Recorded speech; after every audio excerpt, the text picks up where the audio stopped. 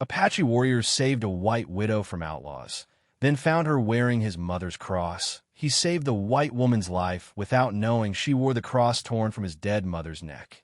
The sun hung like a dying ember over the broken wagon, casting long shadows across scattered belongings and trampled earth. Aiyana crouched behind a cluster of mesquite, his dark eyes scanning the carnage below. He had been tracking the stolen horses for 3 days, following their trail through arroyos and across sunbaked flats. But this was not what he expected to find. The wagon lay on its side like a dying beast, one while still spinning lazily in the desert wind. Flour sacks had burst open, their white contents mixing with dark stains in the dirt. A man's body lay twisted near the wagon tongue, his face turned toward the merciless sky, flies already gathering at the corners of his eyes. The horses were gone, cut loose and driven hard toward the Badlands, judging by the tracks. But there was something else, a sound that didn't belong to the desert's eternal silence. Sobbing. Aiyana's hand moved instinctively to the knife at his belt. His people had learned long ago that the tears of white settlers often preceded the thunder of cavalry hooves. But the sound was raw, broken, the kind of grief that came from watching life drain away in your arms. He moved like shadow down the slope, each step deliberate and silent. Around the far side of the wagon, he found her. The woman sat in the dust, her back against a broken wheel, clutching a rifle across her knees. Her dress had been torn at the shoulder, revealing pale skin marked with scratches and bruises. Dark hair had escaped from what once was a neat bun, hanging in tangles around a face streaked with tears and grime. She couldn't have seen more than 20 summers, but her eyes held the hollow look of someone who had aged a lifetime in a single morning. She looked up at his approach, and he expected her to scream. Instead, she raised the rifle with steady hands, though her whole body trembled like a leaf in winter wind. "Stay back," she whispered, her voice cracked but determined. "I won't. I can't." Aiyana stopped, raising his empty hands. He understood enough English to know fear when he heard it. More than that, he recognized the desperate courage of someone with nothing left to lose. It was a look he'd seen in his own mirror. "I will not hurt you," he said slowly, the foreign words careful on his tongue. Her eyes widened at hearing him speak.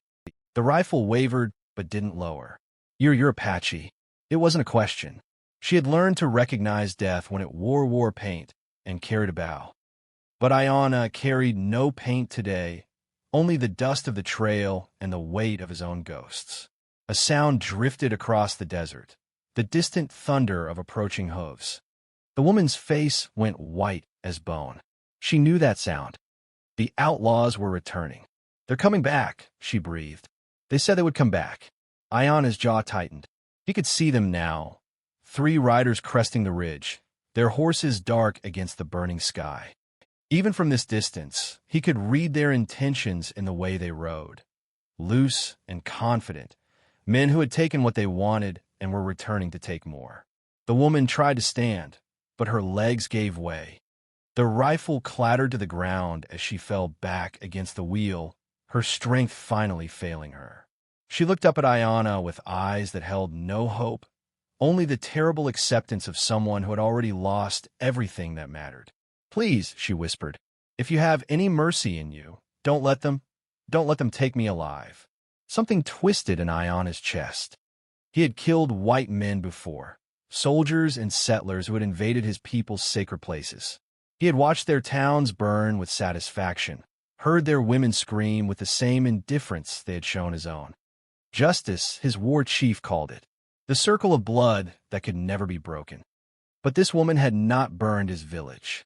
These soft hands had not pulled the trigger that scattered his family like seeds on bitter wind. She was just another victim of the violence that poisoned this land like alkali in a waterhole. The hoofbeats grew louder. Closer.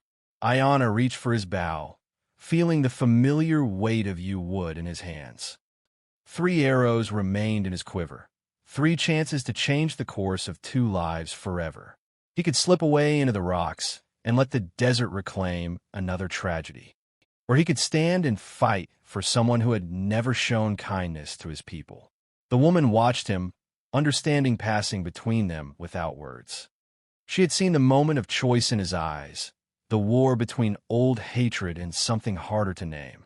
"My name is Sarah," she said quietly, as if her name might tip the balance toward mercy. Aiyana nodded once. "Aiyana," he replied. "It means eternal blossom." The first rider appeared around the wagon's bulk, a bearded man with cruel eyes and a Confederate coat faded to the color of dried blood. He saw the woman first, then the Apache warrior standing over her, and his hand dropped to his gun. Well, the outlaw called to his companions. "Looks like we got ourselves an Indian problem." Aiyana's first arrow took him through the throat before he could clear leather. The man toppled backward from his saddle, his surprised eyes reflecting the pitiless sky one last time. The other two riders pulled up short, shouting curses and fumbling for their weapons. But Aiyana was already moving, flowing across the broken ground like water, finding its course. His second arrow found the chest of a man with yellow teeth. His third caught the last rider as he tried to wheel his horse away, piercing the space between his shoulder blades and dropping him face first into the dust. Silence returned to the desert, like a held breath finally released. The woman named Sarah stared at the Apache warrior who had chosen her life over the ancient grudges of his people. Blood spattered his leather vest, and his chest rose and fell with the rhythm of battle. But his eyes, when they met hers, held something she had not expected to find in this place of death. Kindness. Aiyana walked to where she sat and offered his hand. After a long moment, she took it, allowing him to help her to her feet. She swayed slightly, exhaustion and shock finally claiming their due, but she remained standing. "Why?" she asked, the single word carrying the weight of 1,000 questions. Aiyana looked at the three dead men, then at the overturned wagon, finally at the woman whose life he had chosen to preserve. He thought of his mother's gentle hands braiding his hair, her voice singing the old songs by firelight, the way she had died calling his name. He thought of the hatred that had burned in his heart for so many seasons, and how it felt different now. Not extinguished, but transformed into something else entirely. "Because," he said slowly, searching for words in her language that could hold the complexity of his choice, "the dead are done with choosing. The living still can." The afternoon wind stirred the dust around them, carrying away the smell of gunpowder and the last echoes of violence. In the distance, storm clouds gathered on the horizon, promising rain that might wash the blood from the desert floor. But some stains, Aiyana knew, went deeper than water could reach. As silence settled over the broken landscape, two strangers stood united by violence and divided by history, neither knowing that the greatest test of their unlikely bond still waited in the silver pendant that caught the last light of day. She tended his wounds with gentle hands, never knowing he was the son of the woman whose sacred cross hung around her neck. The hidden canyon lay like a secret carved into the desert's heart, its red walls rising toward a strip of sky so blue it hurt to look upon. Water trickled from a spring that had blessed this place since before the first horse set hoof on American soil. Aiyana had brought her here because it was safe, because it was sacred, and because he didn't know what else to do with a white woman whose life had become tangled with his own. Sarah sat on a flat stone beside the water, her torn dress pulled tight around her shoulders. She had not spoken since they arrived 3 hours ago, following him through narrow passages and over rocky ledges that would have broken a lesser soul. But she was stronger than she looked, this pale woman with dark hair and eyes the color of winter storms. She had climbed when he climbed, rested when he rested, and asked for nothing. Now she watched him tend his horse, her gaze following his movements with the careful attention of someone learning to read a language written in gesture and silence. Aiyana felt her eyes on him as he removed the saddle, as he led the animal to drink, as he gathered dried wood for a fire. It should have made him uncomfortable, being observed so closely by one of the people his warriors had sworn to drive from Apache land. Instead, he found himself moving with extra care, as if her watching gave weight to ordinary actions. The sun dropped toward the canyon rim. painting the walls in shades of copper and gold. Soon it would be cold. Desert nights showed no mercy to the unprepared, and the woman's torn dress would offer little protection against the mountain chill. Aiyana built the fire with practiced hands, coaxing flame from tinder and feeding it slowly until yellow light danced against the stone walls. Only then did Sarah move, reaching into a small bundle she had salvaged from the wagon wreck. She pulled out a dented pot and a cloth sack that clinked softly with the sound of beans. "I can cook," she said quietly, the first word she had spoken since telling him her name. Her voice carried a slight accent he couldn't place. Something Eastern, refined, the careful speech of someone educated beyond the rough edges of frontier life. Aiyana nodded and handed her the pot. Their fingers brushed for an instant, and he noticed how cold her skin felt, how the fine bones of her hands trembled with exhaustion she was trying to hide. While she worked, he fetched water from the spring and gathered sage for the fire. The familiar routine of making camp soothed something restless in his chest. It reminded him of other fires, other nights when the world felt smaller and safer. Before the soldiers came, before everything changed, Sarah moved with surprising skill around the fire, measuring water and beans, seasoning the pot with salt from a small paper packet. She worked in silence, but it was a different quiet now, focused and purposeful rather than hollow with shock. Aiyana found himself studying the line of her profile in the firelight, the way she bit her lower lip when concentrating, the gentle efficiency of her movements.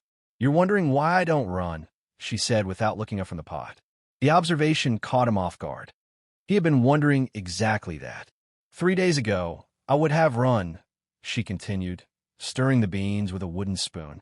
Would have screamed and fought and tried to get away from the savage Apache warrior who found me. She glanced up then, meeting his eyes across the fire. But 3 days ago, I had never watched my husband die. Had never been left alone with men who looked at me like I was something to be consumed. Aiyana felt heat rise in his face that had nothing to do with the flames. "I'm not like them." "No," Sarah agreed softly. "You're not. You could have left me there. Should have, probably. Your people and mine." She trailed off, unable or unwilling to finish the thought. The beans began to bubble, filling the canyon with the simple smell of food and comfort. Sarah pulled the pot from the fire and divided the contents between 2 tin cups she had somehow managed to save. She handed one to Aiyana, their fingers brushing again, warmer this time. They ate in silence, the food tasting better than it had any right to in this place of refuge built from necessity. Between them, the fire crackled and spat, sending sparks up toward the first stars beginning to pierce the darkening sky.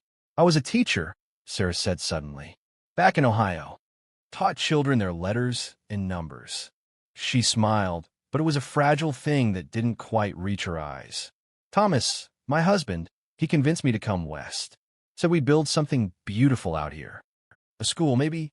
A place where children could learn and grow." She laughed, but the sound held no joy. "Seems foolish now.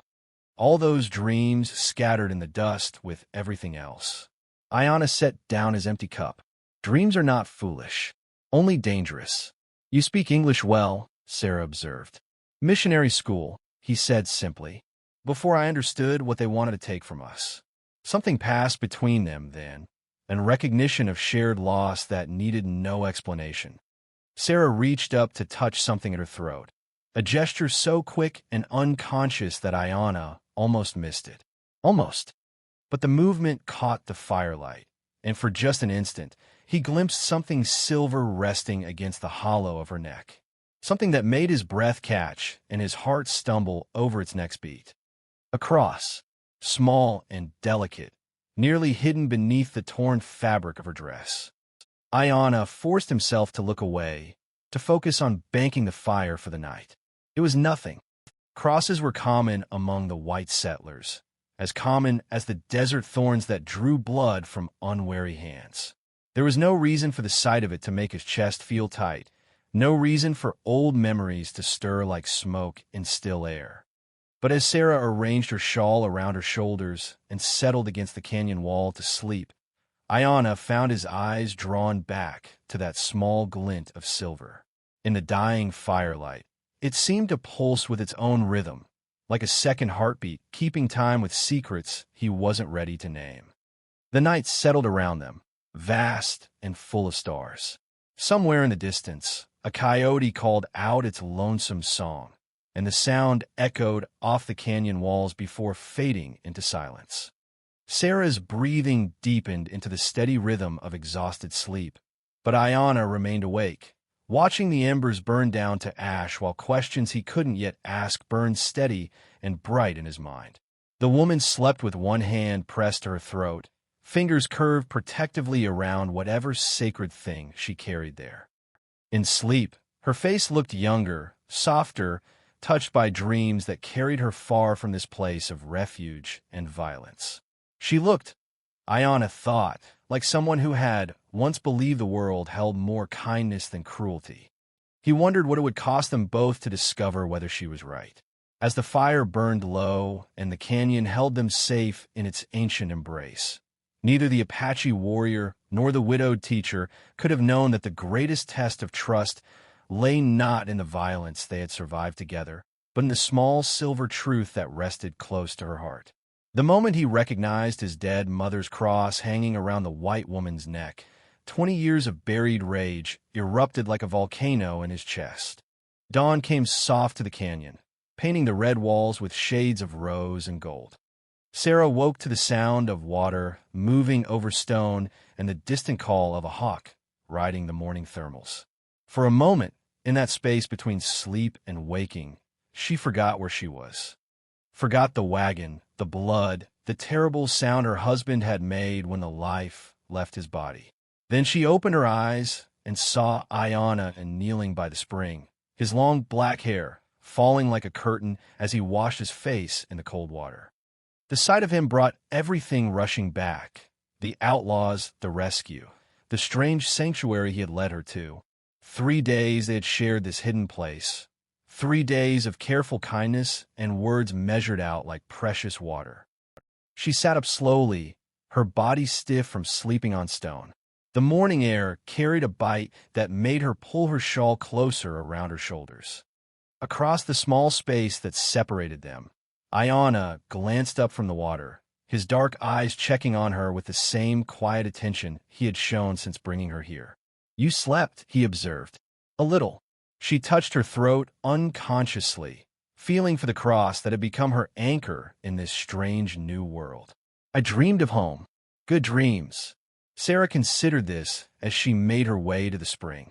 Memories, mostly. My mother's kitchen. The smell of bread baking. Simple things. She knelt beside the water, cupping it in her hands to drink. The cold shocked her fully awake, washing away the last vestiges of Ohio kitchens and Sunday morning peace. When she looked up, she found Aiyana watching her with an expression she couldn't read. "What is it?" she asked. But he had already turned away, busying himself with rekindling the fire. Sarah studied his profile, noting the tension in his shoulders, the way his hands moved just a little too quickly as he arranged the kindling. Something had changed. Something had shifted in the careful balance they had built between them. The fire caught, sending thin smoke spiraling toward the patch of sky visible between the canyon walls. Sarah retrieved her small cooking pot and began preparing the last of their beans. They would need to leave this place soon. She understood that without being told. Food was running low, and winter was coming to the high country with the promise of snow and bitter cold. As she worked, she hummed quietly to herself, an old hymn her mother had sung while hanging laundry on summer mornings. The melody drifted around the canyon walls, mixing with the sound of moving water and crackling wood. It was a song about mercy and forgiveness, about finding grace in the wilderness of human failing. She didn't notice when Aiyana went completely still. The hymn died on her lips when she saw his face. He was staring at her with an intensity that made her step back from the fire, made her heart begin to race with sudden alarm. His eyes had gone black as midnight, and his hands clenched and unclenched at his sides, as if fighting some internal war. "Where did you learn that song?" His voice was barely a whisper, but it carried the weight of mountains. My mother taught it to me. Why? What's wrong? But Aiyana wasn't listening to her answer. His gaze had dropped to her throat, to the small silver cross that had worked free of her shawl during the night. In the morning light, it caught the sun like a signal fire, every scratch and dent visible on its worn surface. Sarah saw the moment recognition hit him, saw his face change from confusion to understanding to something that looked like a man being gutted with a dull knife. The color drained from his skin, leaving him pale beneath his desert tan. His breathing became shallow, rapid, like someone who had run too far and too fast. "No," he breathed. "No, it cannot be." "What?" Sarah's hand flew to the cross, fingers closing around it protectively. "What's wrong? What are you, that cross?" His voice broke on the words. "Where did you get that cross?" The question hit her like a physical blow. She could see the pain radiating from him in waves, could feel the careful trust they had built beginning to crumble like sun-baked adobe. But she didn't understand why. "It was a wedding gift," she said slowly. "Thomas bought it from a trading post in Santa Fe. He said it was beautiful, that it would protect me. I don't understand why. My mother wore that cross." The words fell between them like stones dropped into still water, sending ripples of truth across everything they thought they knew about each other. Sarah's hand tightened around the silver pendant, feeling suddenly the weight of its history, the blood that might have touched its surface. "Your mother?" she whispered. Aiyana's eyes had taken on the distant look of someone seeing through time itself. "She never took it off. Even when the soldiers came, even when they burned our village, she kept it close to her heart. Said it was blessed by the priest who married her to my father. Said it would keep our family safe." His laugh was bitter as alkali water. "She died wearing it. They cut it from her neck while her blood was still warm." Sarah felt the world tilt beneath her feet. The cross, her beautiful cross, her wedding gift, her connection to the man she had loved, was stained with the blood of this warrior's mother. Had been torn from the throat of a dying Apache woman by men who saw sacred things as nothing more than silver to be sold. "I didn't know," she breathed. Thomas didn't know. He would never have, if he had known. But the words felt hollow even as she spoke them. How could they have known? How could any of them have known the stories carried by the objects they bought and sold like beans or flour or ammunition? Aiyana stood slowly, his movements careful and controlled. But Sarah could see the storm building behind his eyes, could feel the violence that lived in him stirring like a sleeping rattlesnake. She had watched this man kill 3 outlaws without hesitation, had seen the deadly grace with which he moved when lives hung in the balance. Now she was alone with him in a place where no one would hear her scream. "I should kill you," he said quietly. "By all the laws of my people, by all the blood spilled between us, I should take back what was stolen and leave your bones to bleach in this canyon." Sarah's fingers found the clasp at the back of her neck. Her hand shook as she worked it free, as she lifted the chain over her head and held the cross out to him like an offering of peace. "Take it," she said. "Please, take it back where it belongs." But Aiyana didn't move to accept it. He stared at the cross dangling from her outstretched hand, his face a map of conflicting emotions, rage and grief, and something else, something softer that he seemed to be fighting with every breath. "She sang that song," he said finally, "the one you were humming. My mother sang it while she worked, while she cooked, while she braided my sister's hair. It was the last thing I heard before they dragged me away to watch her die." The words hung in the air between them like smoke, heavy with the weight of 20 years of grief. Sarah felt tears burning behind her eyes, not just for her own losses, but for the boy who had been forced to watch his world end, for the mother who had died singing hymns of mercy to men who showed none. "I'm sorry," she whispered. "I'm so sorry." "Sorry," Aiyana repeated, tasting the word like it was foreign on his tongue. The white man's answer for everything. Sorry for the land taken, sorry for the children stolen, sorry for the sacred places defiled. But sorry does not bring back the dead. He was right, and Sarah knew it. Sorry was too small a word for the weight of what lay between their peoples, too simple a balm for wounds that had festered for generations. But it was all she had to offer, all any of them had ever had. The fire crackled and hissed, sending sparks dancing toward the canyon rim. In its light, the cross in Sarah's hand seemed to glow with its own inner fire, as if the prayers once whispered over it still lived in the silver. She could almost see them, Aiyana's mother kneeling in some long-destroyed chapel. This same cross pressed to her lips as she asked for protection for her children. Protection that had never come. What was her name? Sarah asked softly. Aiyana's throat worked as if the words were stones he had to swallow. Itzel. It means rainbow. She said she was the bridge between earth and sky, between the old ways and the new world coming whether we wanted it or not. She sounds wise. She was. His voice cracked like dry timber. She was everything good in the world, and they killed her for the silver around her neck. Sarah looked down at the cross in her palm, seeing it now not as a symbol of faith or love, but as evidence of a crime that had never been answered.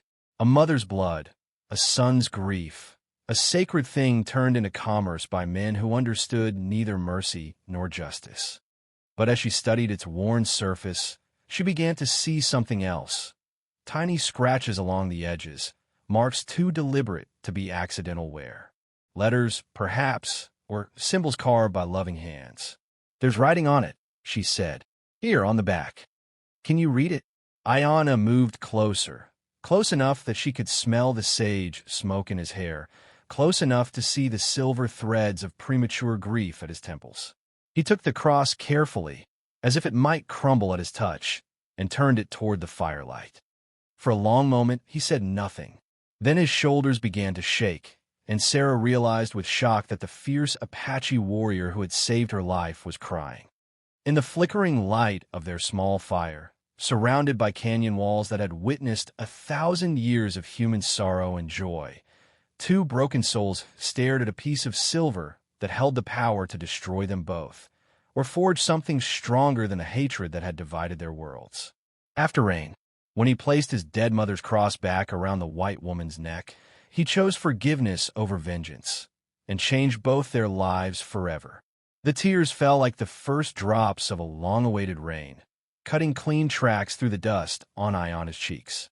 In his trembling hands, his mother's cross caught the firelight, and the tiny scratches on its back revealed themselves to be Apache symbols. Words of love carved by his own small fingers 20 years ago. Para mi madre querida, he whispered, reading the Spanish words he had learned just to surprise her. For my beloved mother. Sarah watched this mountain of a man crumble before her eyes, watched 20 years of buried grief pour out of him like water from a broken dam. She wanted to reach for him, to offer comfort, but she didn't know if her touch would be welcome or if it would shatter what little control he still held. You carved those words, she said softly. It wasn't a question. Aiyana nodded, unable to speak. He remembered the day, clearly, his mother's Saint Day, when he had presented the cross to her with all the pride of a 7-year-old boy who had worked for weeks on his surprise. She had wept then too, but from joy, gathering him in her arms and telling him it was the most beautiful gift she had ever received. I was so proud, he managed. Took me weeks to make the letters right. She wore it every day after that, said it carried my love with her wherever she went. The fire popped, sending a shower of sparks toward the stars. In the silence that followed, Sarah's voice came barely above a whisper. Tell me what happened to her. And so he did. The words came slowly at first, then faster, like a wound that had finally been lanced. He told her about the morning the soldiers came, about the smoke rising from the village, about being held back by rough hands while his mother screamed his name.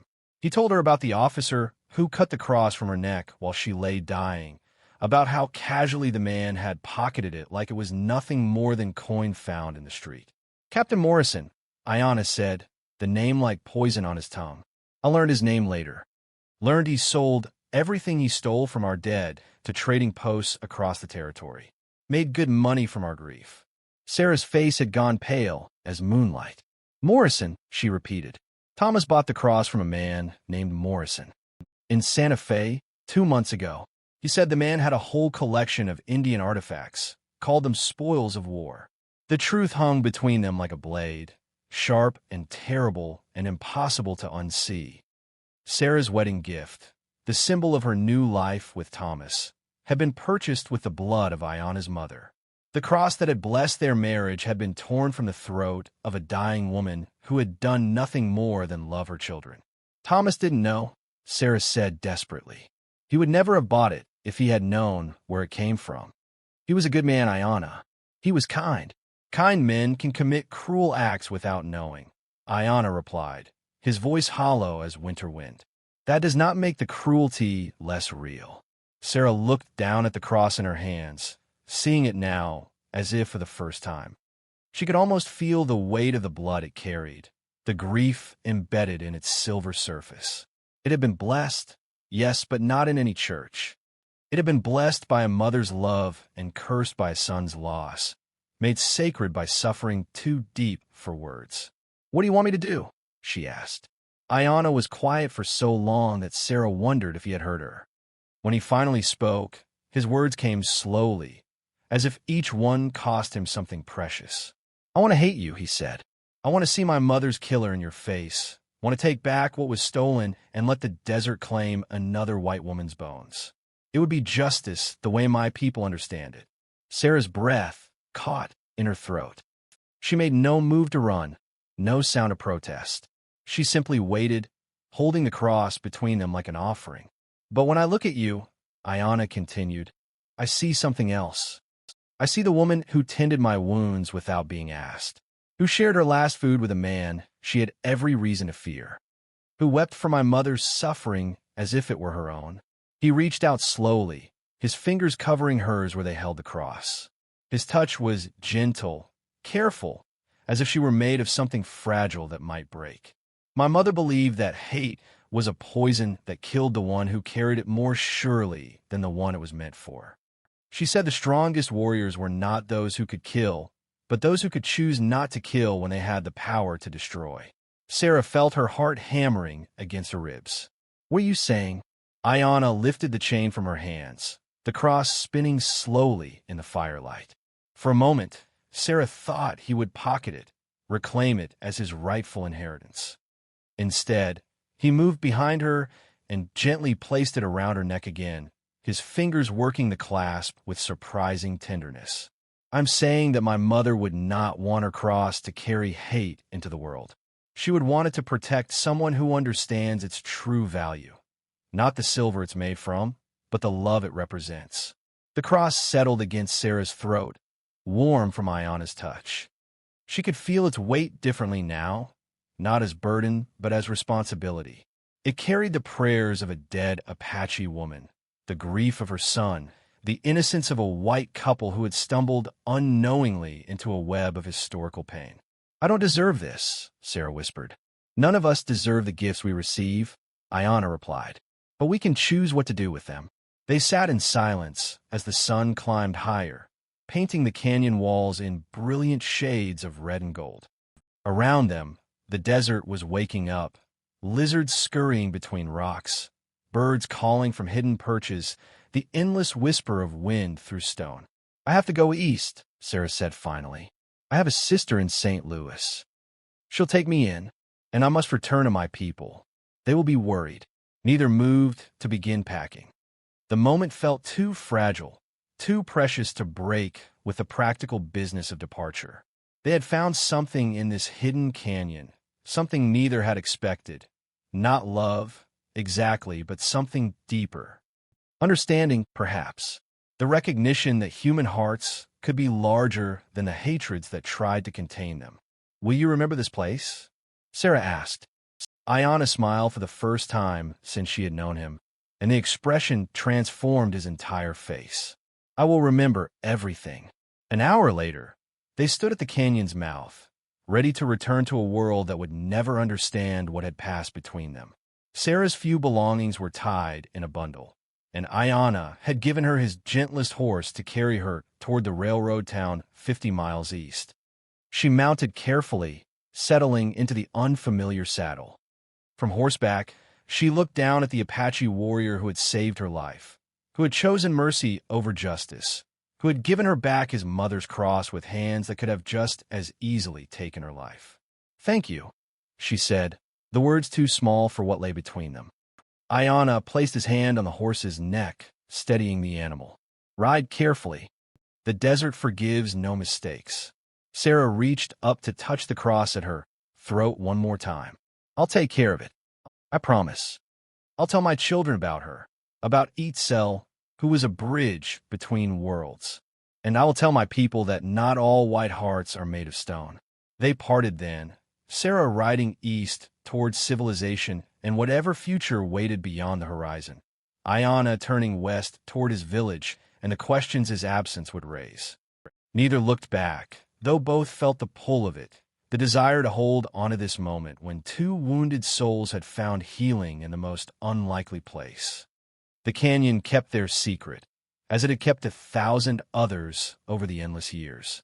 The spring continued to flow, the walls continued to shelter, and somewhere in the distance, a hawk cried out its wild song to the vast and unforgiving sky. In time, both would tell this story to others, Sarah to her sister's children in St. Louis parlors, Aiyana to young warriors around night fires. They would speak of how hate could be transformed into something like love, how enemies could become protectors, how a small silver cross could carry more truth than all the treaties ever broken in the name of peace.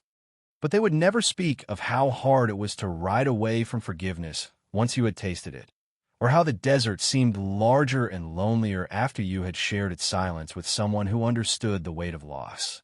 The cross traveled east, carrying with it the prayers of two mothers, one Apache, one white, who had both loved their children more than their own lives.